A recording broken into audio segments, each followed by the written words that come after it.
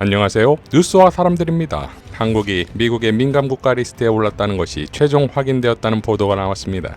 이미 바이든 정부였던 지난 1월 미국 에너지부는 동맹국인 한국을 민감국가 및 기타 지정국가 목록에 추가했습니다. 시기가 1월인 점을 감안하면 분명 윤석열의 비상계엄에 영향이 있었을 것이고, 특히 골드버그 전 주한미 대사가 상종할 수 없는 윤석열 정부 사람들이라는 보고와 함께 그동안 윤석열이 해온 핵무장 발언과 결합이 되면 결론이 보입니다.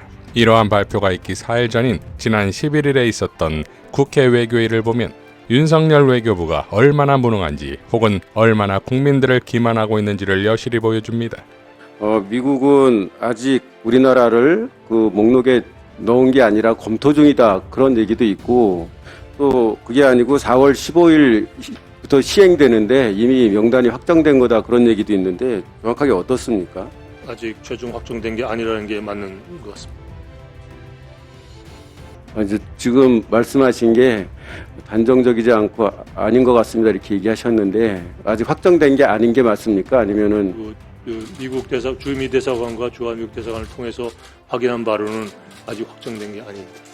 그러면은 에너지부에서는 검토하고 있고, 그거에 대해서 우리 외교부나 우리 관계 당국의 의견을 요구받은 겁니까? 내부적으로도 지금 경위를 파악하지 못하고 있는 것으로 압니다. 미국도 관련 경위를 정확하게, 배경과 경위를 저희들한테 설명해 줄 수 있는 사람이 아직은 없고, 아마 내부적으로 뭔가 상황이 파악된 다음에 저희에게 의논을 할 것으로 합니다. 저는 답변이 잘 이해가 안 되는데요. 에너지부에서 이런 명단을 만드는 거잖아요, 목록을. 근데 뭐가 파악을 아직 못했다는 거죠? 에너지부에서 우리에게 사전 통보를 해서 우리가 알게 된 게 아니고, 예. 비공식 경로를 통해서 알게 된 걸 우리가 문제 제기를 해서 에너지부에서 다시 자체 내부 지금 상황을 파악하고 있는 단계라. 그러면은 미국 에너지부에서 외교 경로를 통해서 우리한테 공식적으로 통보가 왔기 때문에 우리가 한 게 아니고요. 예. 다른 비공식 경로를 통해서 우리가 알게 돼서 우리가 다 재차 문의를 하니까 거기에 대해서 정확한 경위 파악을 하고 있는 사람이 아직 없어서 내부 조사와 상황 파악을 한 다음에 우리에게 알려주겠다 하는 게 지금 현재 상황입니다. 미국과 같은 나라, 지금 AI나 이런 양자컴퓨터에서 가장 앞선 기술들을 가진 나라와 연구협력 혹은 산업혁명, 투자협력이 안 된다고 하는 것은 우리는 여기서 완전히 도태될 수 있을 위험성을 가지고 있습니다. 좀 심각성을 인식하시고 좀 계획을 세워서 보고해 주시기 바라겠습니다.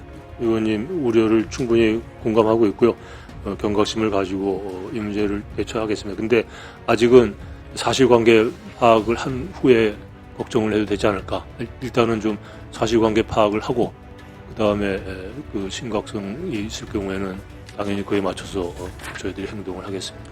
부디 그 사실관계 파악하는 과정에 여러 전략들이 이미 활동적으로 만들어지고 있고, 이 문제에 대한 심각성을 사실관계랑 파악한다는 그 말씀 이전에 이미 충분한 심각성을 느끼고 준비하고 계시길 바라고요. 그 절차도 뭐 사실관계가 확인돼야 그 다음에 절차 문제가 논의될 텐데, 지금 이게 어떻게 된 거냐, 경위와 사실관계 자체를 지금 에너지부 내부에서 파악을 하고 그리고 나서 우리한테 연락을 하겠다 하는 지금 이런 상황이 있습니다. 가장 문제되는 사유로는 대한민국 내에서 제기되고 있는 핵무장 논과 관련된 우려 때문이다 라고 타부처에도 보도 내용이 그렇습니다. 보도 내용인 거고, 타부처 에서는 그렇게 이제 보고가 된 걸로 전 알고 있는데, 아니. 그런 보고 안 받으시고 그 이후에 대해서는 일체 보고 받으신 적이 없습니까? 네. 아니 그 에너지부 자체가 경위를 모르고 있습니다. 지금 저희들한테 이러이러한 이유 때문에 이렇게 됐다라고 저희들한테 밝히지를 못하고 있는 상황이기 때문에, 다른 사람도 아니고 윤석열 대통령이, 나라의 수장이 마음만 먹으면 1년 안에 핵무장 할 수 있는 그 정도는 된다라는 얘기를 서로 그렇다 할지라도 서슴없이 했고요. 그리고 다른 분들도 아니고 여당 의원들이 무분별하게 한미동맹의 근간을 흔드는 얘기들을 꾸준히 해왔기 때문이라고 저는 생각합니다. 자, 지난 대선 과정에서 이미 미국의 싱크탱크는 윤석열에 대해 미국이 감당 못할 사고를 칠 거라고 분석했었고, 그동안 윤석열이 보여준 미국의 외교는 참담하기 그지없었습니다.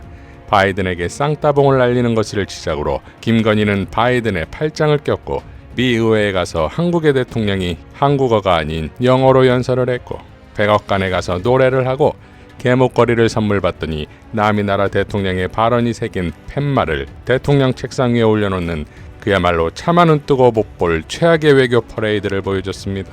이런 상황에서 김태효는 사실상 핵공유라고 발표했다가 미국으로부터 즉각 핵공유가 아니라는 국가적 망신까지 당합니다. 자, 그런데 전지적 계엄 시점으로 윤석열 정권의 그간 행태를 봐야 하듯 과연 핵무장 발언이 그냥 나왔겠냐는 것이고, 결국 계엄을 통해 독재 정권을 완성한 후 영구적인 정권 유지를 위해 북한처럼 핵무장을 하지 않았겠습니까?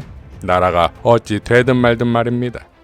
자, 이런 상황임에도 국힘의 대선 후보라는 자들은 핵무장을 꺼내들고 나왔는데, 오세훈은 국회 무궁화 포럼 토론회에서 일본 수준의 핵 잠재력 확보를 해야 한다. 한동훈은 대학생 시국 포럼 토론회에서 핵무장은 언제든지 할 수 있는 준비가 필요하다. 홍준표는 언론 인터뷰에서 미국에서 전술 핵무기를 가져오든지 나토식 핵공유를 하든지 아니면 자체 핵 개발을 해야 한다. 나경원은 자신의 SNS에 자체 핵무장 준비를 시작해야 한다. 핵무장은 단순한 군사적 선택이 아니라 이제 국가 생존의 문제다.